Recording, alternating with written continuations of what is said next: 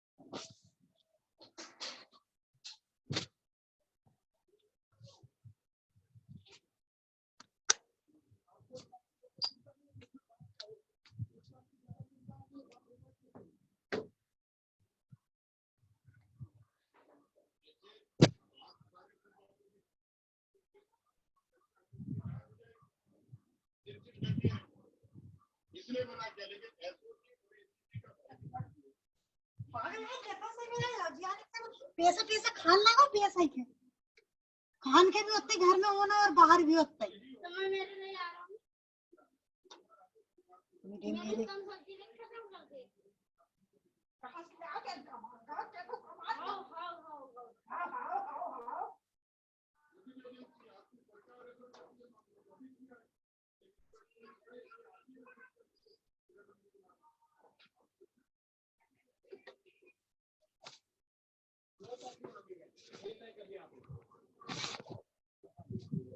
किसका? भाभी देखने भैया पबजी खेलू रहा है।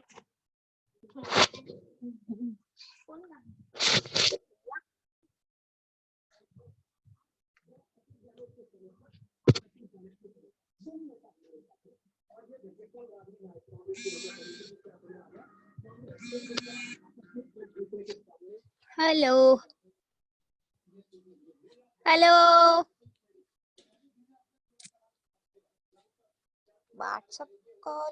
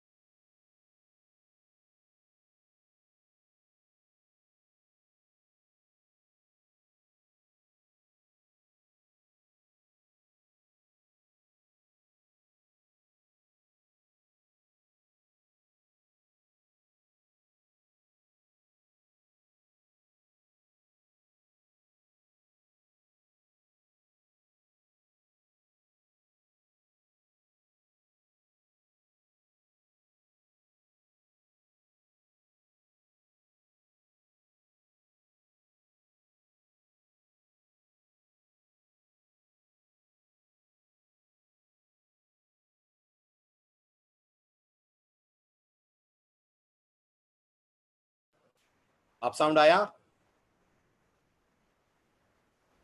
साउंड आया?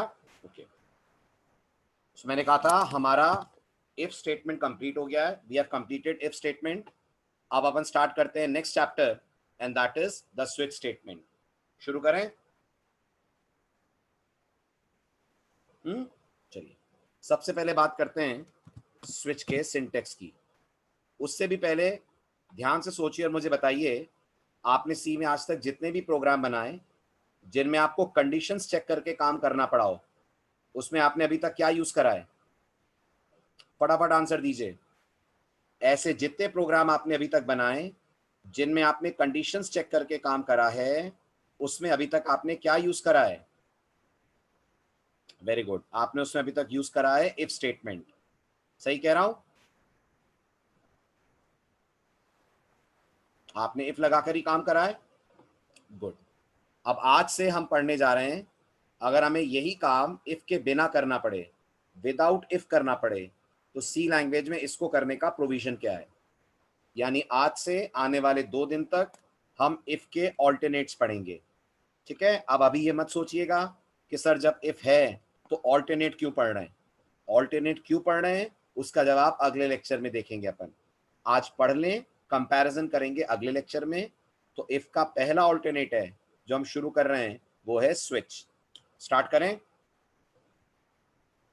चलिए, सबसे पहले स्विच के सिंटेक्स को ऑब्जर्व कीजिए। सी लैंग्वेज में स्विच का सिंटेक्स होता है, आप स्विच लिखते हैं, पैरेंथेसिस के अंदर वेरिएबल का नाम लिखते हैं, कर्ली ब्रेस लगाते हैं, और कर्ली ब्रेस के अंदर आकर आप मेंशन करते हैं एक नया कीवर्ड, जिस कीवर्ड का नाम है केस, और केस के आगे आप मेंशन करते हैं एक वैल्यू, वैल्यू के बाद मेंशन करते हैं कोलन, और कोलन के बाद केस के अंदर मेंशन करते हैं आप कुछ स्टेटमेंट्स। बहुत ध्यान से एक एक पॉइंट मेरा सुनिएगा। मैंने कहा स्विच में आप सबसे पहले पैरेंथेसिस के अंदर वेरिएबल का नाम लिखते हैं। आप याद करिए, आप इफ के पैरेंथेसिस में क्या लिखते हैं? इफ के पैरेंथेसिस में आप क्या लिखते हैं? गुड, कंडीशन लिखते हैं। बट स्विच के पैरेंथेसिस में हम कंडीशन ना लिखकर वेरिएबल का नाम लिखते हैं। कैसा वेरिएबल? कौन सा वेरिएबल? ये वो वेरिएबल होता है जिसकी वैल्यू के बेसिस पर हमें लेने हैं अलग अलग एक्शंस, राइट? तो कंट्रोल इस वेरिएबल को पैरेंथेसिस में रखकर स्विच की बॉडी के अंदर जाएगा और सबसे पहले चेक करेगा कि केस के आगे जो आपने पहली वैल्यू लिखी है क्या वो इस वेरिएबल से मैच कर रही है। आप दिमाग लगाइए, जब इस वैल्यू का वेरिएबल से कंपैरिजन होगा तो दो ही बातें होंगी, या तो ये वैल्यू मैच करेगी और या तो ये वैल्यू मैच नहीं करेगी। एग्री करते हैं आप? 0 1 नहीं शैला, अपन ये मानते हैं या तो वैल्यू मैच करेगी और या तो वैल्यू मैच नहीं करेगी, दो ही बातें होंगी ना, है ना? ठीक, अगर ये वैल्यू इस वेरिएबल से मैच कर गई तो सी लैंग्वेज ये मानती है कि ये कंडीशन ट्रू है और इस कारण से इन लाइनों का एग्जीक्यूशन करा जाता है। पर अगर ये वैल्यू वेरिएबल की वैल्यू से मैच नहीं हुई तो सी लैंग्वेज मानती है ये कंडीशन फॉल्स है और वो नेक्स्ट केस और उसकी वैल्यू का वेरिएबल से करने लगती है कंपैरिजन। यानी फिर सेकंड वैल्यू का वेरिएबल से कंपैरिजन होता है। ये मैच हो गई तो ये एग्जीक्यूट होती है, ये भी मैच नहीं हुई तो फिर तीसरा वैल्यू जो आपने लिखी है उसका कंपैरिजन होता है वेरिएबल की वैल्यू के साथ। वो मैच हो गया तो उसकी बॉडी रन होगी। और ऐसे गौर करिए, जितने केसेस आपने लिखे होंगे हर केस की वैल्यू वेरिएबल से कंपेयर होगी और अगर कोई भी केस की वैल्यू मैच नहीं हुई तो यूज करा जाएगा लास्ट पार्ट, और हमारे केस में लास्ट पार्ट आ रहा है the part which is called as default. आप याद करिए, इफ में अगर कुछ मैच नहीं करता है तो लास्ट में क्या चलता है, जल्दी बताइए। गुड, एल्स चलता है। तो जो रोल इफ के अंदर लास्ट वाले एल्स का है वो रोल स्विच के अंदर लास्ट में आने वाले डिफॉल्ट का है। आई रिपीट, जो रोल इफ के अंदर लास्ट वाले एल्स का है एग्जैक्टली वही रोल स्विच के अंदर डिफॉल्ट का होता है। समझ रहे हैं? ठीक है, अब एक छोटा सा एग्जांपल आपको स्विच के बारे में क्लैरिटी देगा। ठीक है, ध्यान से देखिएगा। सपोज करिए मुझे यूजर से एक इंटीजर लेना है और दिए गए इंटीजर के बेसिस पर वीक डे का नाम प्रिंट करना है। आई रिपीट, यूजर से मुझे एक इंटीजर लेना है और दिए गए इंटीजर के बेसिस पर सप्ताह के दिन का नाम, वीक डे का नाम प्रिंट करना है। यानी यूजर ने अगर 1 दिया तो प्रोग्राम आउटपुट में बोले मंडे, यूजर ने अगर 2 दिया तो प्रोग्राम बोले ट्यूसडे। ऐसे कितने दिन होते हैं वीक में? 7। यूजर ने 7 दिया तो प्रोग्राम संडे बोले, और अगर 1 से 7 तक कुछ और दे दिया, 1 से 7 के अलावा कुछ दिया तो प्रोग्राम बोले रॉन्ग इनपुट। समझ रहे हैं? ठीक है, अब ये प्रोग्राम सपोज करिए हम इफ से बनाते हैं तो कैसे बनेगा? इमेजिन करिए वेरिएबल हमने ए लिया हुआ है, तो आप सोचिए, आप सबसे पहले लिखेंगे if a double equal to 1। अगर ऐसा है तो आप प्रिंट एफ में जाकर बोलेंगे मंडे। ऐसा करेंगे ना, है ना? फिर आप लिखेंगे इसका else if a double equal to 2। फिर एक प्रिंट एफ होगा जिसमें आप बोलेंगे ट्यूसडे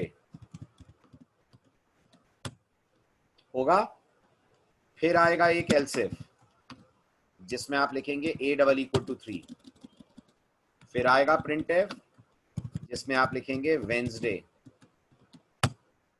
ऐसे आप मल्टीपल देंगे एल्स इफ्स, लास्ट में देंगे एक एल्स, और यहां आप प्रिंट एफ में बोलेंगे रॉन्ग इनपुट बोलेंगे। राइट, ये होगा आपका स्टाइल अगर आप यूज कर रहे हैं मल्टीपल इफ एल्स। सही कह रहा हूं?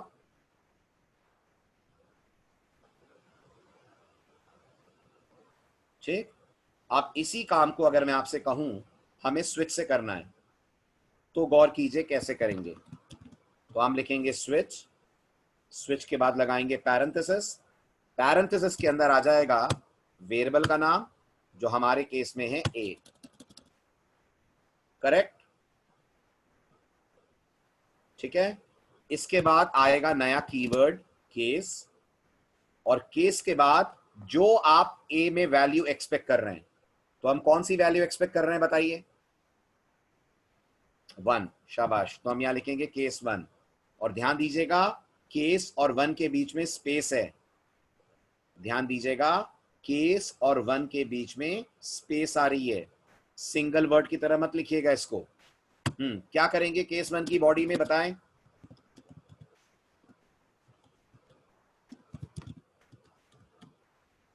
गुड।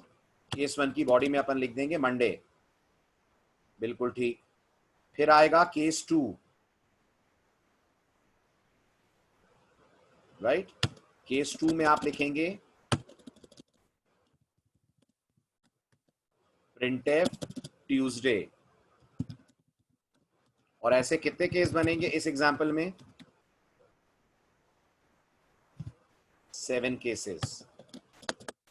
तो केस 3, केस 4 ऐसे करते करते कंट्रोल जाएगा लास्ट में केस 7 के पास। केस 7 में आएगा एक और प्रिंटफ जिसमें आप बोल देंगे रॉन्ग इनपुट। होगा कुछ ऐसे ही होगा कोड, ठीक। और इसके बाद आखिर में आएगा डिफॉल्ट जिसके प्रिंटफ में, सॉरी केस 7 में आएगा संडे, माय मिस्टेक। फिर आएगा डिफॉल्ट जिसके प्रिंटफ में आप बोल देंगे रॉन्ग इनपुट। बिल्कुल सही, डिफॉल्ट में आएगा रॉन्ग इनपुट।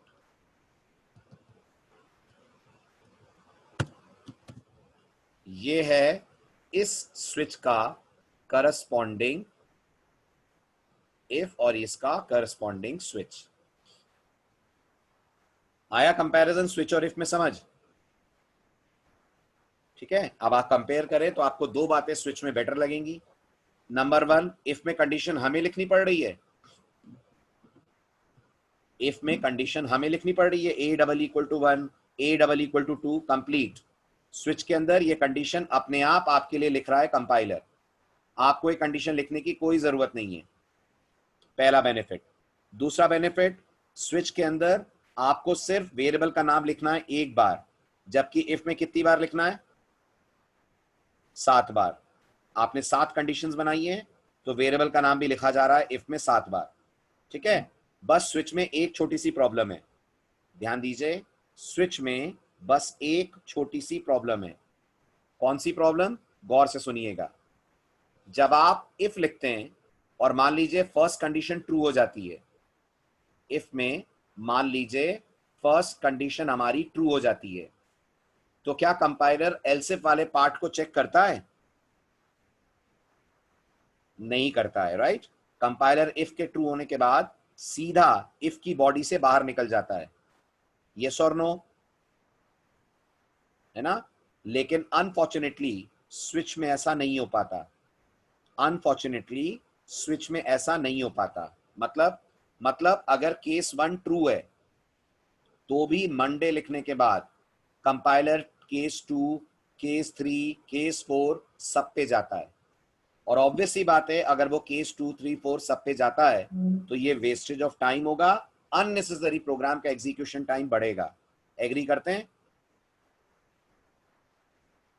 तो सी लैंग्वेज में इसका हमारे पास एक सिंपल सा सॉल्यूशन है, और वो ये है कि अगर आप नहीं चाहते हैं कि केस 1 के चलने के बाद कंपाइलर जबरदस्ती केस 2 पे जाए, तो हम एक नया कीवर्ड यूज करते हैं केस के अंदर, और उस नए कीवर्ड का नाम होता है ब्रेक कीवर्ड। क्या करता है ब्रेक?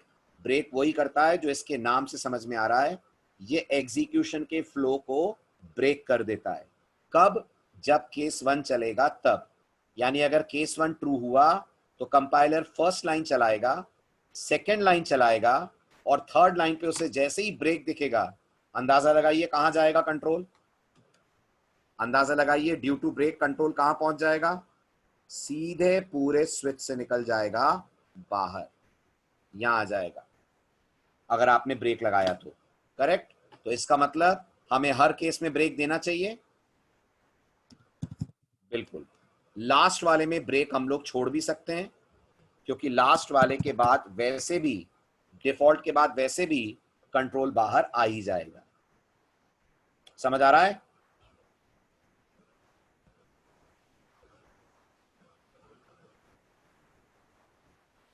क्लियर है पूरा सिंटेक्स जो दिख रहा है स्क्रीन पे? चलिए बढ़े आगे। अब एक प्रोग्राम लेते हैं जो और बेटर तरीके से स्विच की आपको पूरी वर्किंग समझाएगा। ठीक है, क्या बनाने जा रहे हैं अपन, पहले ये सुन लीजिए। अपन बनाने जा रहे हैं एक मिनी कैलकुलेटर। ठीक, तो प्रोग्राम का जो एम है वो ये है, write a program to accept 2 integers from the user and then ask the user to select an operation to be performed on those numbers. Okay. Then we have the operations to be performed are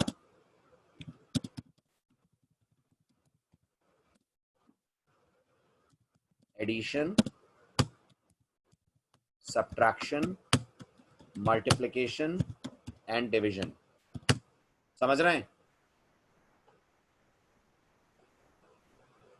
नहीं शैला, अगर braces, अगर multiple statement हो तो भी braces नहीं लगते हैं। लगाने में कोई प्रॉब्लम नहीं है, लेकिन जरूरी नहीं है शैला। इफ की तरह स्विच में केस की बॉडी में कर्ली ब्रेस का होना जरूरी नहीं है। ठीक है, ठीक। अब आगे का डेमो देखिए। तो प्रोग्राम यूजर को ये 4 ऑप्शंस देगा।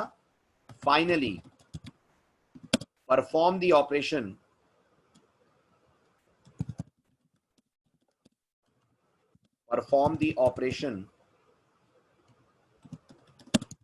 as selected by the user। जो भी ऑपरेशन यूजर ने चूज करा है वो ऑपरेशन अपन को 2 नंबरों पे परफॉर्म करना होगा। ओके, अब मैं आपको सैंपल आउटपुट दिखा रहा हूं। प्रोग्राम जब रन होगा तो आउटपुट कुछ ऐसा आएगा। सबसे पहले प्रोग्राम यूजर से बोलेगा कि वो 2 इंटीजर्स एंटर करे। मान लीजिए यूजर ने 2 इंटीजर एंटर करे 10, 20। ठीक है, फिर प्रोग्राम यूजर को बोलेगा select an operation. Select an operation में ऑप्शंस होंगे 1 for add, 2 for subtract, 3 for multiply and 4 for divide. ठीक है, फिर प्रोग्राम इंतजार करेगा कि यूजर अपना जवाब दे। मान लीजिए यूजर मल्टीप्लाई करना चाहता है, तो बताइए वो क्या प्रेस करेगा? मान लीजिए यूजर मल्टीप्लाई करना चाहता है तो वो क्या प्रेस करेगा? तो यूजर प्रेस करेगा 3। ठीक है, और अगर वो 3 प्रेस करता है तो प्रोग्राम बोल दे मल्टीप्लिकेशन इज 200, 10 into 20। समझ आ रहा है? ठीक है, और यहाँ इस बात पे भी ध्यान दीजिएगा, यहाँ जरूरी बिल्कुल नहीं है कि चॉइस 1, 2, 3, 4 ही हो। हम ऐसा भी कर सकते हैं कि यूजर को चॉइस के लिए ASMD ऑफर कर दें, यानी ऐड करना है तो A प्रेस करे, मल्टीप्लाई करना है तो M करे एंड सो ऑन। वो भी हम करेंगे। हम ये तक कर सकते हैं कि यूजर को बोले ऐड करना है तो प्लस प्रेस करो, सब्ट्रैक्ट करना है तो माइनस प्रेस करो, यानी एरिथमेटिक ऑपरेशंस के सिंबल्स पे भी काम कर सकते हैं। बट फिलहाल हम लोग चॉइस ले रहे हैं इंटीजर। ठीक है,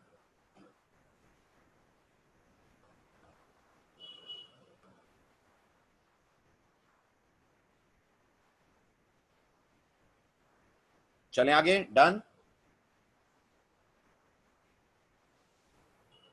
चलिए अब मैं कोड लिख रहा हूं right from the very beginning. समझिए।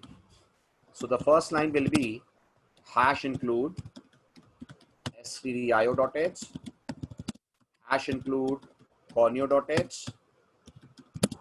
then we'll have a main,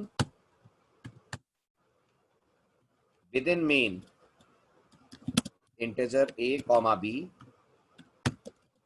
और एक और integer choice होगा। then screen clear, via printf user को आप बोलेंगे एंटर 2 इंटीजर्स, जो भी इंटीजर्स यूजर से मिलेंगे %d के साथ स्कैन करके रख लिए जाएंगे ए और बी में। यहां तक समझ आया?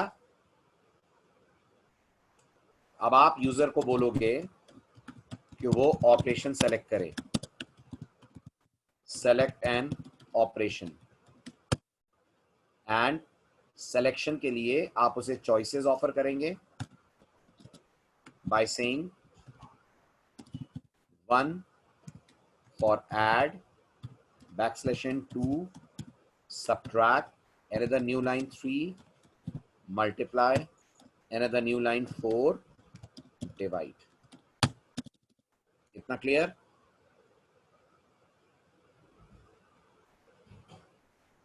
ठीक। Then program enter your choice का मैसेज देकर यूजर के जवाब का वेट करेगा। जो भी यूजर इसके अगेंस्ट आंसर देगा वो चला जाएगा हमारे वेरिएबल चॉइस में। बताइए, यहां तक सब समझ आ रहा है? Everything is clear?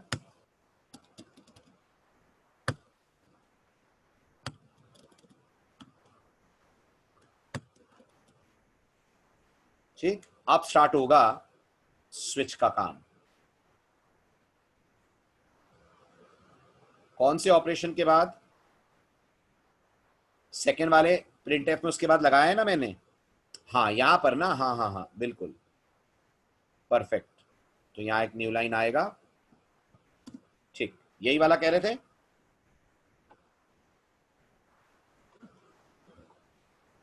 चलिए अब स्टार्ट करते हैं स्विच। पैरेंथेसिस में क्या आएगा बताइए? सिंटेक्स समझा आपने? गुड। पैरेंथेसिस में आएगा चॉइस। चॉइस के बाद curly brace open, inside curly brace क्या लिखेंगे? केस। ठीक है, सबसे पहले आएगा केस 1। क्या मतलब है केस 1 के ट्रू होने का? केस 1 के ट्रू होने का मतलब है यूजर ऐड करना चाहता है, तो प्रोग्राम प्रिंटफ में आएगा, यूजर से कहेगा सम इज %d और इस %d की जगह पर comma a+b followed by break. Then we'll have case 2,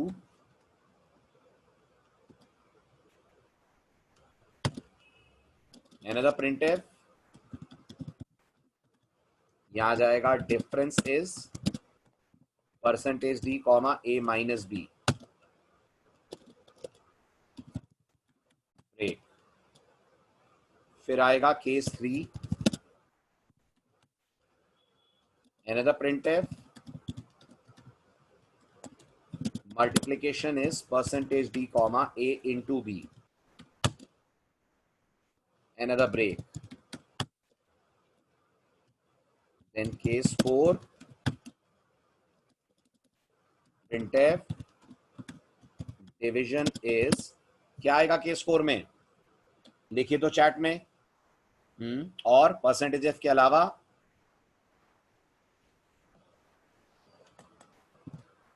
type casting, float of a divided by b and then break। ऐसे ही होगा। Finally we will have a default जिसमें आप लिखेंगे printf wrong choice।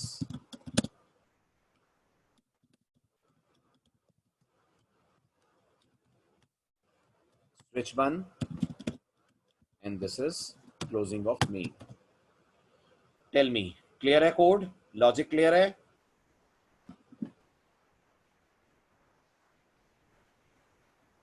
ठीक, अब कैसे काम करेगा प्रोग्राम ये भी समझ लेते हैं।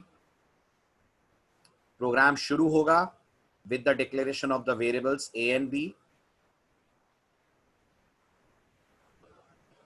a b and choice। तो मेमोरी में सबसे पहले प्रोग्राम 3 वेरिएबल बना देगा, एक a, एक b और एक चॉइस। यूजर से कहा जाएगा वो दो इंटीजर्स दे, जो भी दो इंटीजर यूजर देगा वो चला जाएगा ए और बी में, राइट। तो मान लीजिए दो इंटीजर यूजर ने आपको दिए 10 20, करेक्ट, राइट। 10 20 आ गए ए और बी में। फिर आएगा select an operation. Program user से ऑपरेशन चूज करने को कहेगा। जो भी ऑपरेशन यूजर चूज करेगा 1 2 3 4 में से वो चॉइस में आएगा। मान लीजिए यूजर ने चॉइस दी 3। अब कंपाइलर आगे बढ़कर चेक करेगा केस 1। समझाइए इस केस 1 का मतलब क्या है? इसको अगर वर्ड्स में लिखें तो ये क्या है? If choice double equals to 1, यही मतलब है ना। बट फिलहाल चॉइस 1 है क्या? नहीं है, राइट। अगर होती तो कंपाइलर अंदर आकर सम दिखाता एंड ड्यू टू ब्रेक निकल जाता पूरे स्विच से बाहर। मानते हैं? ठीक है। अब अगर केस 1 मैच नहीं करेगा तो कंपाइलर चेक करेगा चॉइस क्या 2 के बराबर है। अगर चॉइस 2 के बराबर है तो कंपाइलर केस 2 की बॉडी में जाएगा। एग्री कर रहे हैं? वो भी नहीं हुआ तो फिर केस 3 के पास आएगा। क्या केस 3 मैच करेगा? करेगा। यूजर को दिखाया जाएगा product and due to break कहां जाएंगे? सीधे यहां पर, करेक्ट। ठीक है। केस 3 मैच नहीं करा तो फिर केस 4 चेक होता, आपको डिवीजन दिखाया जाता, और इनमें से कोई भी मैच नहीं करता तो क्या चलता? गुड। इनमें से कोई भी मैच नहीं करता तो एग्जीक्यूट होता default part.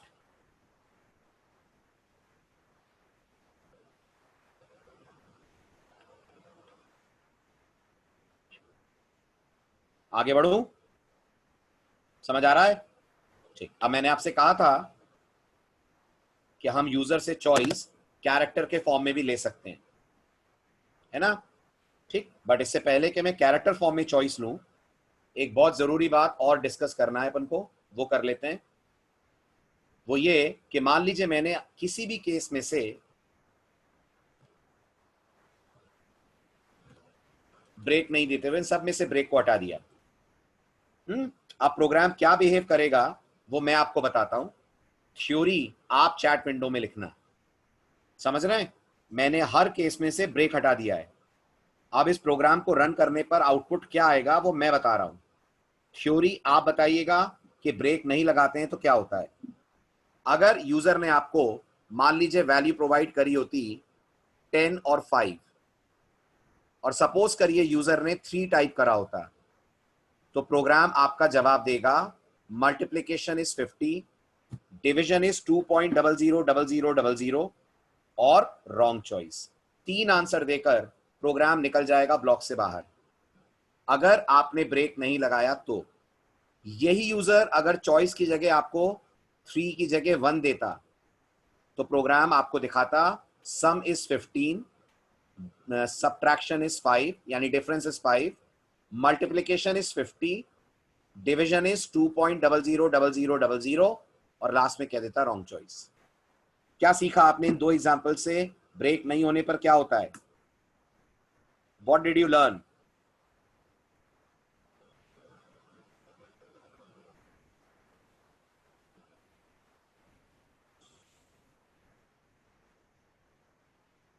Everyone please answer. Good. अगर ब्रेक नहीं होता है तो कंपाइलर जो केस ट्रू होता है, सारे केस नहीं चलाता, जो केस ट्रू होता है उसके बाद वाले सारे केसेस रन कर देता है। ऐसा ही हो रहा है? Very good. Program will execute all the cases which will fall after the true case. इसलिए नोटिस करिए अगर यूजर ने चॉइस 3 दी है तो प्रोग्राम ने 1 और 2 को नहीं चलाया, लेकिन चॉइस 3 के बाद प्रोग्राम ने 4 भी चलाया और इवन डिफॉल्ट भी चलाया। आई बात समझ? इसलिए आपको पर्पसली हर एक केस में ब्रेक डालना चाहिए, क्योंकि ब्रेक नहीं डालकर आप बहुत अजीब तरीके के एग्जीक्यूशन को एग्जीक्यूट करवाएंगे। अजीब तरह से कोड चलेगा। चॉइस मैंने दी होगी 3, बट आंसर मुझे डिवीजन का भी मिलेगा, आंसर मुझे मल्टीप्लिकेशन भी मिलेगा, और सबसे बड़ी बात रॉन्ग चॉइस भी मिलेगा, which is very bad. Clear? इसलिए ब्रेक हटाना मल्टीपल केसेस को रन करवा देता है। ठीक, सो डू रिमेंबर ब्रेक देना चाहिए, अदरवाइज मल्टीपल केस रन हो जाएंगे। किस बेस पर 2 केस चलाने श्रेयांश, मुझे कंडीशन बताओ। मैं समझा नहीं आपका क्वेश्चन, मुझे सिनेरियो बताओ, यूजर की चॉइस क्या होगी और आप क्या करना चाहते हैं।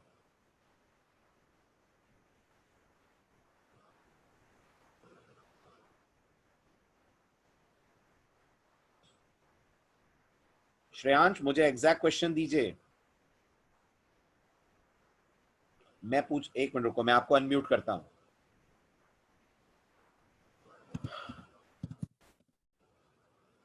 अनम्यूट करिए श्रेयांश। सर जैसे बोलिए। मुझे पहले 2 केस चलाना है, जैसे आपने बोला ना कि अगर अपने को एक चलाना है फिर दूसरा, मतलब आप मेरी बात समझो, पहले यूजर क्या दे रहा है पहले ये बताओ, उस हिसाब सर से मैं यूजर तुम्हें आंसर दूंगा। सर यूजर से आप यूजर क्या मांग रहे हो? जो मैंने क्वेश्चन दिया है वो ये है, ऐड करना है तो 1, सब्ट्रैक्ट करना है हाँ तो 2, इसमें तो एक बार में एक ही केस चलेगा। अच्छा आप क्या ओके। मांगना चाह रहे हो यूजर से? सर पहले 2, मतलब जैसे होता है ना कि एक साथ पर 2 कर सकते हैं कि नहीं, मतलब आप पहले एक, 2। तो फिर आप ऑप्शंस हाँ बढ़ाओ यहाँ पर। पहले 2 क्या, इनपुट तो वो एक ही दे पाएगा ना, इनपुट 1 2 2 थोड़ी मतलब लिख उसमें अपने पाएगा। को 3 इंटीजर देना पड़ेगा उसके हिसाब से ना, नहीं इंटीजर नहीं फिर नहीं 3 देना है। नहीं नहीं नहीं, कोई 3 इंटीजर नहीं, आप समझे नहीं। अगर आप चाहते हो यूजर यहाँ पर ऐसी चॉइस दे जिसपे ऐड सब्ट्रैक्ट दोनों हो, ये चाह रहे हो ना? जी यस सर। हाँ, तो फिर आप यहाँ ऐसा कुछ दो, number 5 both add and subtract, ऐसे लिखते हैं। फिर अगर वो यहाँ पर 5 लिखेगा तो फिर आप एक केस वहां और बनाओगे जिसमें 2 प्रिंटएफ्स होंगे, एक ऐड का एक सब्ट्रैक्ट का। Okay sir okay. ऐसे नहीं यस होगा सर। कि इस केस में 2 अच्छा केस चल जाएं। ओके सर ठीक। Okay,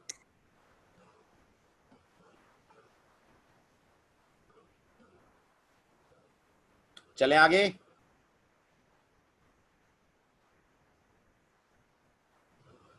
What kind of tick mark, Yashika?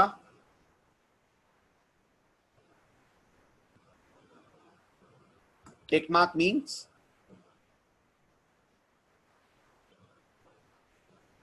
User tick कैसे करेगा? अपन कंसोल एप्लीकेशन पे है ना, तो यूजर को तो टाइप ही करना पड़ेगा ऑप्शन, है ना। चलिए अब आ रहे हैं ऑलमोस्ट उसके जैसे बिहेवियर पे आ रहे हैं। ठीक, तो मैं आपसे कह रहा था जरूरी नहीं है कि चॉइस हम यूजर से इंटीजर फॉर्म में लें, हम ये चॉइस कैरेक्टर फॉर्म में भी ले सकते हैं। तो अब आप मुझे बताइए, अगर मैं चाहता हूं यूजर को मैं बोलूं ऐड करना है तो ए प्रेस करो, सब्ट्रैक्ट करना है तो एस प्रेस करो, मल्टीप्लाई करना है तो एम प्रेस करो, और डिवाइड करना है तो डी प्रेस करो। ठीक है, एंड यूजर मान लीजिए मल्टीप्लाई करना चाहता है तो वो एम प्रेस करेगा। अगर मुझे इस तरीके का इनपुट आउटपुट करना है तो बताइए प्रोग्राम में टॉप टू बॉटम क्या चेंज आएगा? ठीक है, क्वेश्चन समझ आ गया ना सबको? तो अब आप मुझे बताइए, अगर चॉइस कैरेक्टर फॉर्म में ली जा रही है तो प्रोग्राम में जो आपको प्रोग्राम दिख रहा है बोर्ड पे, उसमें क्या चेंजेस आएंगे? 1 मिनट में कॉपी कर दूं प्रोग्राम, फिर आप चेंजेस बताओ। चलिए, ये आपका प्रीवियस कोड हो गया ना। यू टेल मी इसमें क्या चेंजेस आएंगे अगर चॉइस कैरेक्टर में ले रहे हैं तो। शुरू से बताइए क्या चेंज आएगा। पहला चेंज शुरू से वेरी गुड। पहला चेंज इंटीजर चॉइस हो जाएगा कैरेक्टर चॉइस। ठीक है, बिल्कुल सही कह रहे हैं। फिर दूसरा चेंज क्या होगा? Very good. दूसरा चेंज प्रिंट एफ बदलेगा, यहां ए आएगा, यहां एस आएगा, यहां एम आएगा, और यहां पर डी आएगा। ऐसा ही होगा। तीसरा चेंज बताइए क्या आएगा?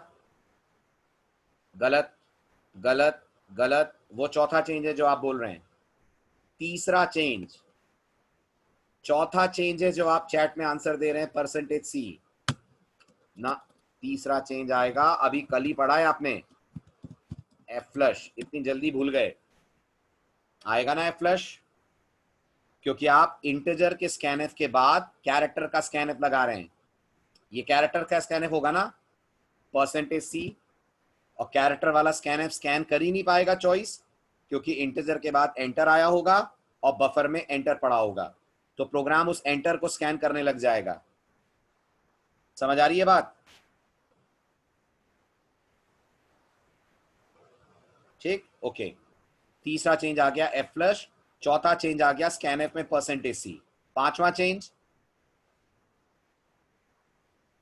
वेरी गुड, केस में सिंगल कोट में ए, खाली ए नहीं। अब बेसिक्स खत्म हो गए, अब आपको क्लियरली समझ में आना चाहिए, सिंगल कोट नहीं लगाएंगे तो ए क्या बन जाएगा? सिंगल कोट नहीं लगाएंगे तो ए वेरिएबल बन जाएगा, और हम यहाँ ए को एज अ वेरिएबल यूज नहीं कर रहे हैं, हम ए को यूज कर रहे हैं एज अ वैल्यू। तो ये हो जाएंगे चारों ASMD। समझ आ रहा है?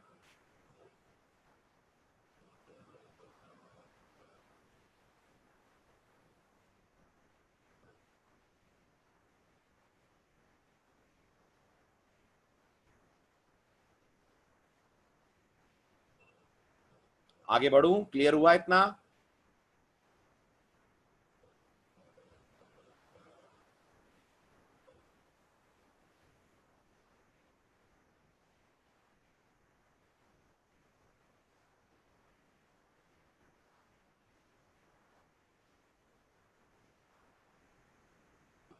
चलिए अब अगला सिनेरियो समझिए।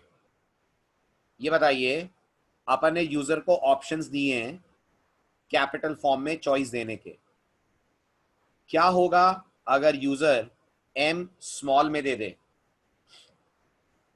उसे मल्टीप्लाई करना है पर वो स्मॉल में m दे रहा है, वेरी गुड, प्रोग्राम चला जाएगा रॉन्ग चॉइस में, है ना?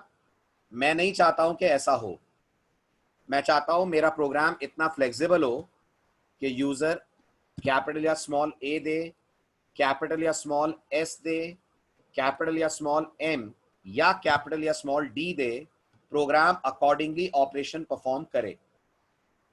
समझ आ रहा है क्वेश्चन? तो आप बताइए, अगर ऐसा चाहिए तो क्या चेंज आएगा कोड में?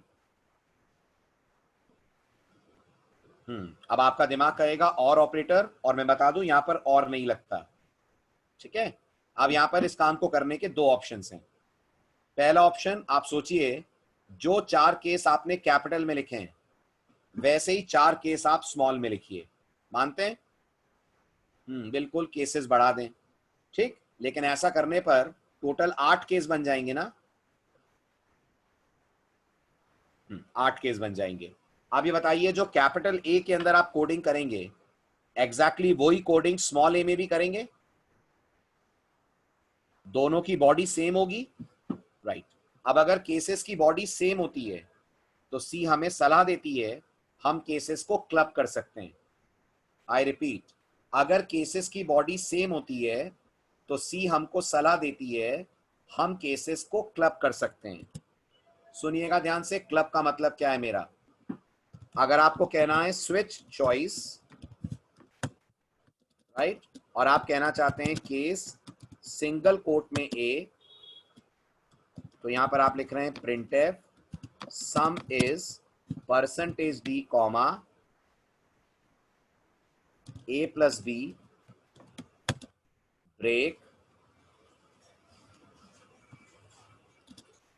और फिर यहां पर आपने लिखा केस सिंगल कोट में small a printf, again same statement, sum is %d comma a plus b and break. ये दोनों बिल्कुल सेम है, राइट? तो सी कहती है आप अगर ऐसा स्विच लिख रहे हैं जिसमें आप हर 2 केसेस सेम करते जा रहे हैं तो आप आराम से इन केसेस की कर सकते हैं क्लबिंग। क्लबिंग कैसे होती है?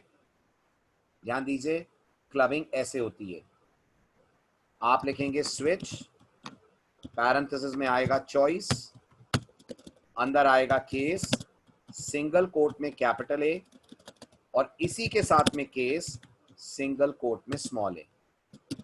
दो केसेस का एक साथ आना बिल्कुल वही मतलब रखता है जो इफ के अंदर लॉजिकल और ऑपरेटर का होता है। आप बताओ इफ में और क्या करता है? इफ में और ऑपरेटर का क्या रोल होता है? मल्टीपल कंडीशंस को क्लब करके सिंगल कंडीशन की तरह एक्ट करवाता है, राइट? बिल्कुल ऐसे आप अपने इन केसेस की कर सकते हैं क्लबिंग। जैसे ये दोनों एडिशन को कर रहे हैं, ऐसे कैपिटल एस और स्मॉल एस सब्ट्रैक्शन हो जाएगा, ठीक है? इसी तरह से कैपिटल एम और स्मॉल एम मल्टीप्लिकेशन हो जाएगा,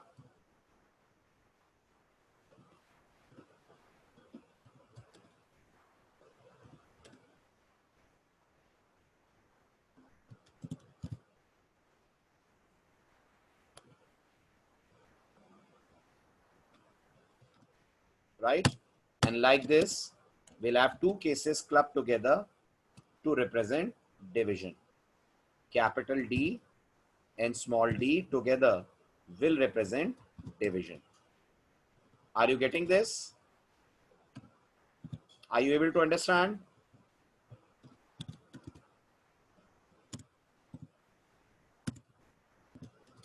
ठीक है, तो अब आप सोचिए आपको केसेस कितने लिखने पड़े?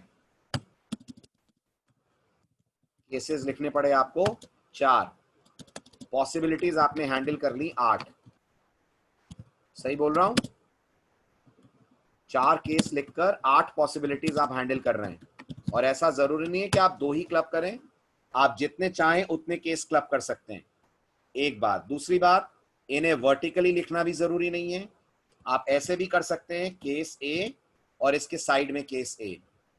ये भी कंपाइलर को बताता है कि केसेस की क्लबिंग हो रही है, but do remember colon compulsory है। यस यस यस विकास, मैंने बताया आपको, जो आप पूछ रहे हो वही है इसका जवाब।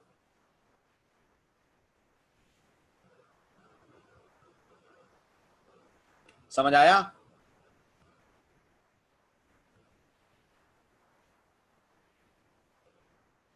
ठीक, अब आ जाइए स्विच पे क्या क्या रेस्ट्रिक्शंस हैं इसकी बात करते हैं। सी लैंग्वेज में स्विच पे कुछ रेस्ट्रिक्शंस भी दिए गए हैं, राइट? ये जितने भी रेस्ट्रिक्शंस मैं आपको बता रहा हूं, इन्हें फॉलो करना हमारे लिए कंपलसरी है। अगर हमने इन्हें फॉलो नहीं करा तो ध्यान दीजिएगा कंपाइलर कोड कंपाइल भी नहीं करेगा। समझ रहे हैं आप मेरी बात? स्टार्ट करें। सबसे पहला रेस्ट्रिक्शन जो स्विच पे है वो ये है, आप केस 1 लिख सकते हैं, आप केस ए लिख सकते हैं, बट आप नहीं लिख सकते हैं केस 1.0। ये लिखेंगे तो कंपाइलर दे देगा एरर। मतलब this is valid, this also is valid, but this will be an error. तो अब आप मुझे अपने वर्ड्स में बताइए क्या नहीं कर सकते हैं। मैंने आपको एग्जाम्पल बताया, आप थ्योरी बताइए। Case values can never be, what do you से, डबल और फ्लोट। वो जो आप देख रहे हैं वो डबल है, फ्लोट नहीं है, याद है ना? केस वैल्यूज डबल और फ्लोट नहीं हो सकती, although they can be integer और कैरेक्टर। इंटीजर कैरेक्टर हो सकती हैं, बट फ्लोट या डबल नहीं हो सकती। Are you getting this? Restriction number 2, आप ऐसा केस लिख सकते हैं, अलाउड है, पर आप ऐसा केस नहीं लिख सकते हैं। क्या कहते हैं? क्या अलाउड है, क्या अलाउड नहीं है? ये चलेगा, ये नहीं चलेगा। मतलब क्या लिखें वर्ड्स में? हाँ, वर्ड्स में क्या लिखें? Case values can be character constant,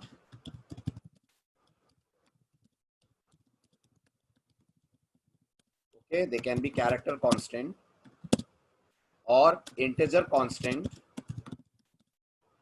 but they can never be string constant. ये जो आप डबल कोट में देख रहे हैं, it's called as string. Exactly, Bimal, बिल्कुल सही. Case labels must compulsorily be of type character or integer, but they cannot be of type string. Is it clear?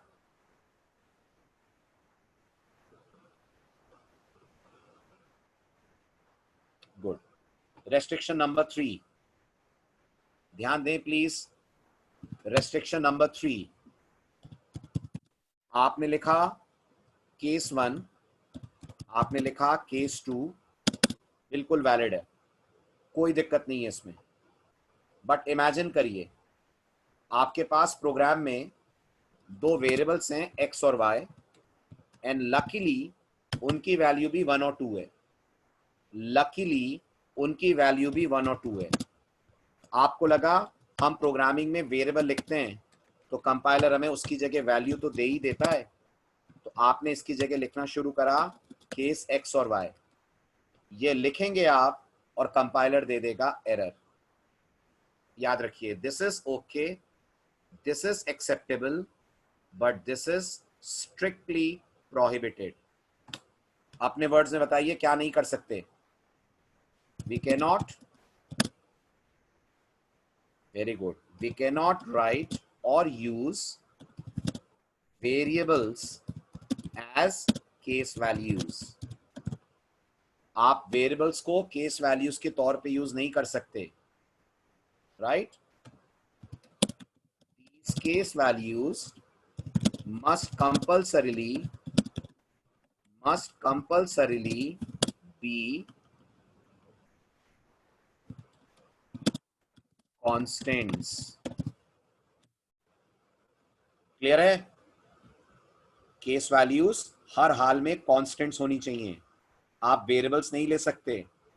और ये नहीं सोचिएगा एक्स वाई पे सिंगल कोट लगा दें तो एक्स वाई पे सिंगल कोट लगा देंगे तो चलेगा, बट फिर दिमाग लगाइए वो एक्स वाई नहीं रह जाएंगे, वो कैरेक्टर कांस्टेंट्स बनकर 120 और 121 से रिप्लेस हो जाएंगे.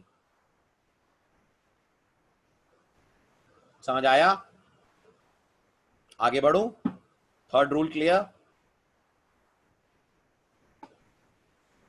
Rule number 4. आप केसेस के साथ ये लिख सकते हैं केस 1 + 2 एग्रीड. आप ये भी लिख सकते हैं केस सिंगल कोट में A प्लस सिंगल कोट में B, this is also agreed. But आप नहीं लिख सकते हैं case 10.0 upon 4.0. This will surely give error. Can you tell me why? Yes Abhishek, कर सकते हैं, बट अभी बताइए क्या हो रहा है. फिलहाल पहले दो क्यों वैलिड है और तीसरे में क्या प्रॉब्लम है? सबसे पहले बताइए ये क्या है? What is this entire 1 + 2? ये एक एक्सप्रेशन है. ठीक है, एक्सप्रेशन का रिजल्ट इंटीजर आएगा तो वैलिड है. ये भी सोचिए एक एक्सप्रेशन है. राइट? ये भी जब सॉल्व होगी तो रिजल्ट इंटीजर आएगा 121, ये भी वैलिड है. बट ये जब सॉल्व होगी तो रिजल्ट 2.5 आएगा ना, and this is absolutely wrong. मतलब केस के साथ एक्सप्रेशंस लिख सकते हैं, but these expressions should never produce float or double type of result. We can use expressions as case values, but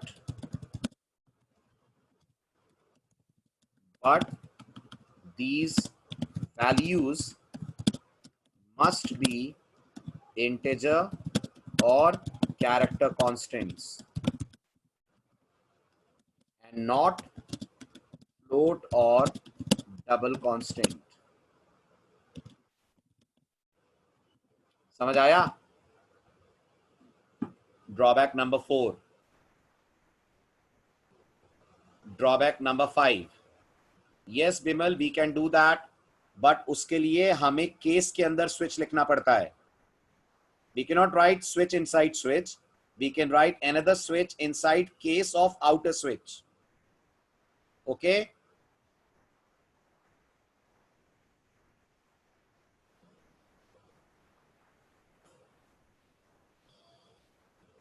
Yes, nested switch. Rule number 5. आप case 1 लिखते हैं, right? Body लिखते हैं. केस 2 लिखते हैं, बॉडी लिखते हैं. यहां तक ठीक है सब. दोबारा केस 1 लिखते हैं, बॉडी लिखते हैं, और ये देखते ही कंपाइलर दे देगा एरर. Any guesses why? ये दोनों चलेंगे बट इस पे आएगी error. Any guesses why? Yes, we cannot have two cases with same case value or label. Two cases cannot have same case value. Right? In other words, cases cannot be repeated. आप cases को repeat नहीं कर सकते. Getting this? Fine. Next, आप case 1 greater than 2 लिख सकते हैं, बिल्कुल वैलिड है. बट आप नहीं लिख सकते हैं case A greater than B. ये लिखेंगे तो आ जाएगी एरर. क्या कहते हैं आप? यस मोनल, लेकिन मैंने कहा नेस्टेड स्विच अगर होगा तो केस के अंदर स्विच आएगा, स्विच में स्विच नहीं आएगा. एक स्विच होगा, उसमें केस होगा, उस केस के अंदर स्विच आएगा. समझिए अब. Now this is okay but this is not okay.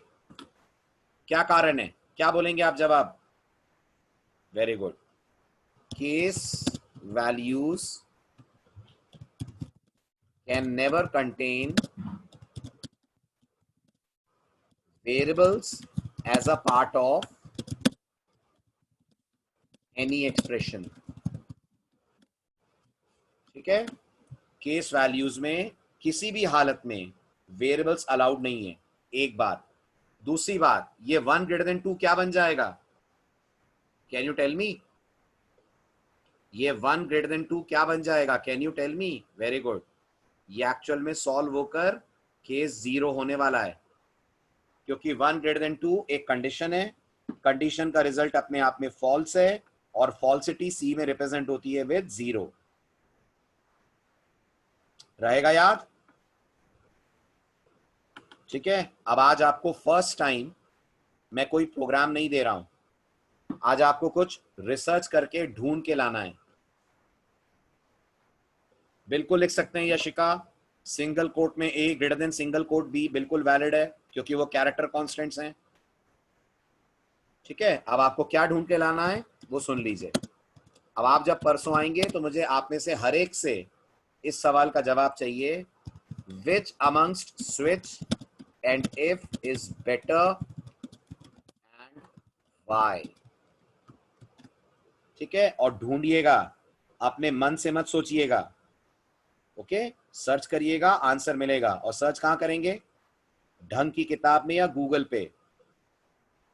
Right. तो try to search the answer for this question, कि क्वेश्चन का क्या जवाब होता है.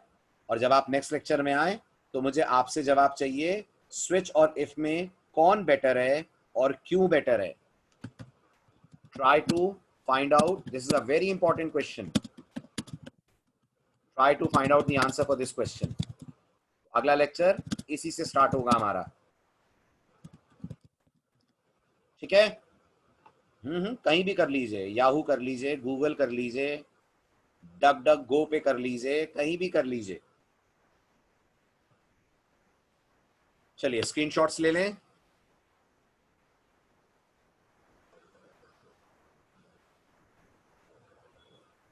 This is first page, second page, this is the third one,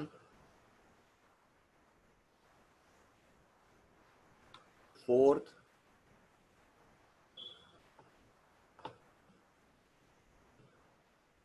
fifth,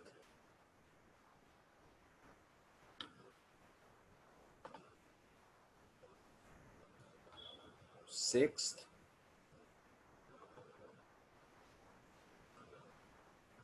seventh,